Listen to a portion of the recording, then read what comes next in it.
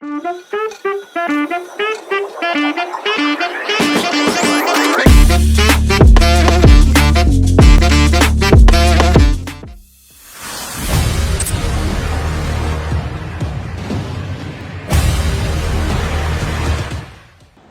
जिंदगी में कुछ पाना चाहते हैं वो समंदर में भी पत्थरों के पुल बना लेते हैं।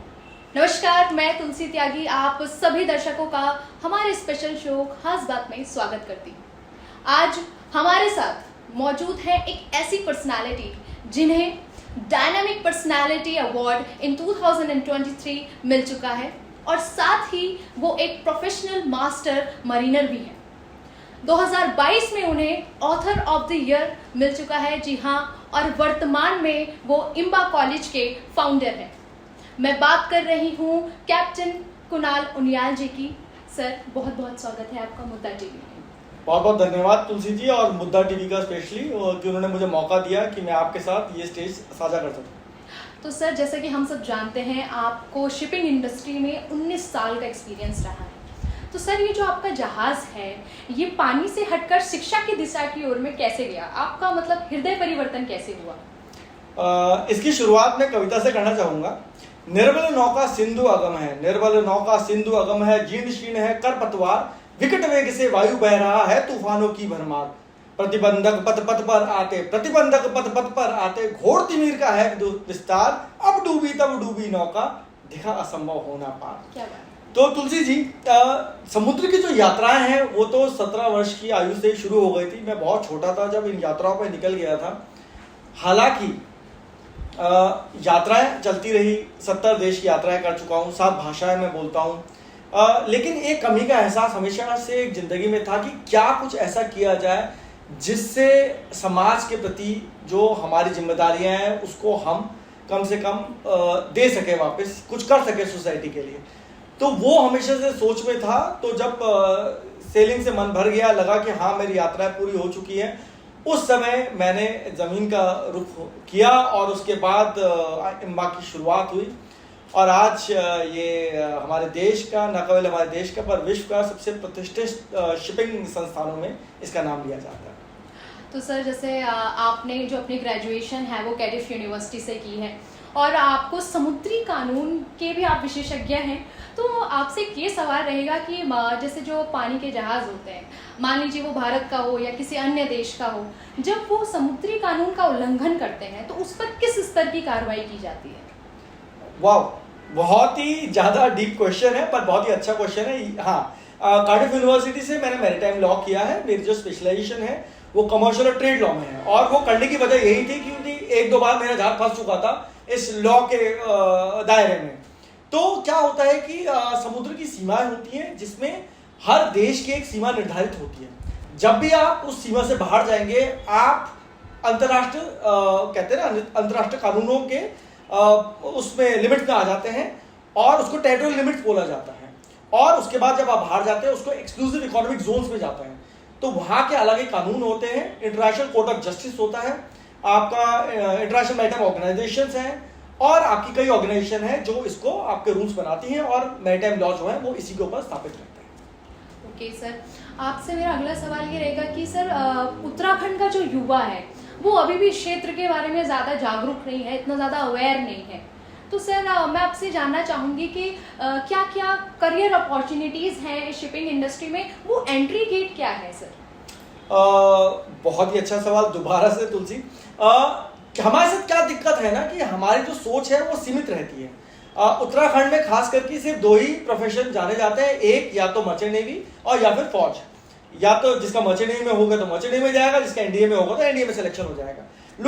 बहुत कम लोगों को इस बात के बारे में पता है कि हमारे पास जमीन में भी बहुत सारी संभावनाएं हैं जिसमें हम कमर्शियल शिपिंग ऑपरेशन में अपना करियर बना सकते हैं।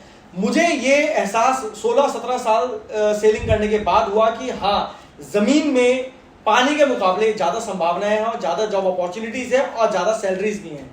तो उत्तराखंड में मेरे आने का यही मकसद था, वापस आने का लंदन से, कि मैं कम से कम यहाँ के युवाओं के लिए कुछ कर सकूं, कुछ ऐसा कर सकूं कि यहाँ पे ना केवल रोजगार की संभावनाएं बढ़े बल्कि जो बड़ी बड़ी शिपिंग कंपनीज है वो देहरादून में आकर अपनी ऑपरेशन स्टार्ट कर सके, जो कि हम शुरू कर चुके हैं। लंदन की 2 कंपनीज ने अपने देहरादून में ऑपरेशन स्टार्ट कर चुके हैं। That's great. और सर जैसे हम सब जानते हैं आपने तो समुद्र को बहुत करीब से देखा है। हम में से कोई भी होगा सर तो सोचेगा, घबराएगा, एक मन में एक डर रहता है कि यार समुद्र तो बहुत it's very massive, deep and dark, पर आप इतने करीब से देखा है, कैसा महसूस करते हैं जब समुद्र के बीच रहते हैं?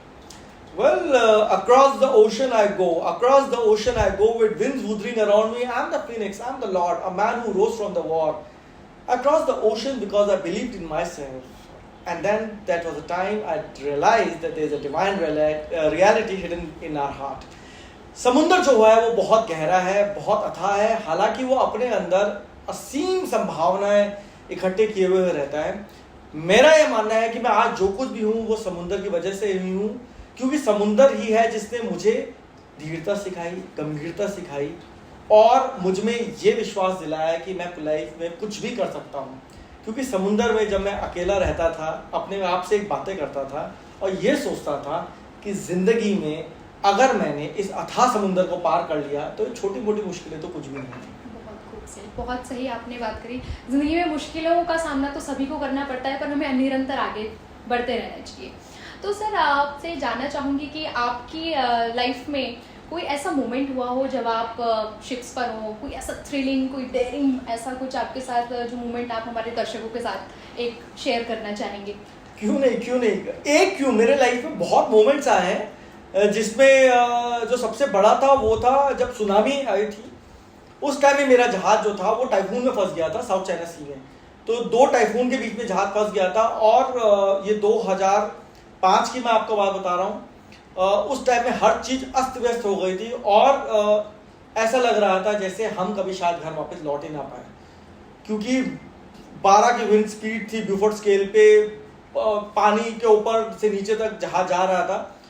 उस समय भी मैंने अपने आप से एक ही बात कर रहा था कि जहाँ लोगों को मृत्यु का भय है कि आज क्या होगा ना होगा, मेरे दिल में एक ही बात चल रही थी, ये जो समुंदर है ये बहुत ही अथाह है और ये जो हमें अपने को समेटने में व्याकुल हो रहा है।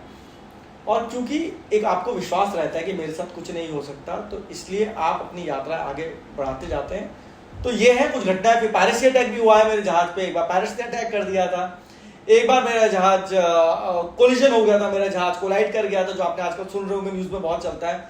तो बहुत सारी घटनाएं हुई हैं, पर हर घटना ने मुझको अपने आप से एक बहुत मजबूती दी है। तो सर आपने तो जैसे कहा पायरेट्स का एक बार अटैक हो गया था, हमने तो सर कहानियां सुनी है, स्टोरीज देखी है, कभी फिल्म्स देखी है हमने सर, टाइटैनिक हो गई और pirates of the Caribbean, captain Philip हमने देखी, और लुटेरा आजकल एक सीरीज चल रही है। लुटेरा देखी है हमने कि उसमें जैसे होता था समुद्री डाकू आते हैं। तो सर आप ये अभी भी होता है? हाँ। या फिर ये सब पिछली बातें हैं या कहीं सुनी बातें हैं? नहीं, अब तो बहुत ज्यादा हो गया है। बल्कि पुराने जमाने में तो वो तलवार और वो ढाल वाल लेके आते थे, अब तो जो वो कलाश्निकोव और रॉकेट लॉन्चर लेके आते हैं। बहुत ही एडवांस लेवल के पायलट्स हैं और उनके पास सबसे जो लेटेस्ट टेक्नोलॉजी है वो रहती है। प्लस सबसे कमाल की बात है, उनको जहाज चलाना आता है, वो एक्सपर्ट है जहाज चलाने में। तो वो समुद्री लुटेरे नहीं है, वो बाकायदा नेविगेटर्स हैं। और तो सर आपसे पूछूंगी कि इनको टैकल कैसे करते हैं फिर? टैकल कैसे करते हैं?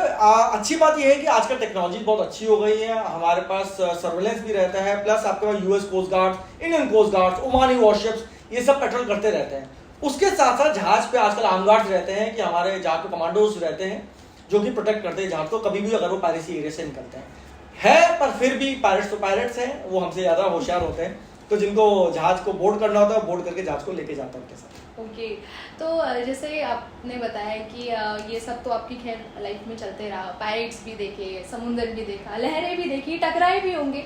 आपसे सर ये जानना चाहूँगी, हमारे युवाओं को ये बताएं कि शिप्स पर ही नहीं, ज़मीनी स्तर पर भी बहुत सारी अपॉर्चुनिटीज़ हैं।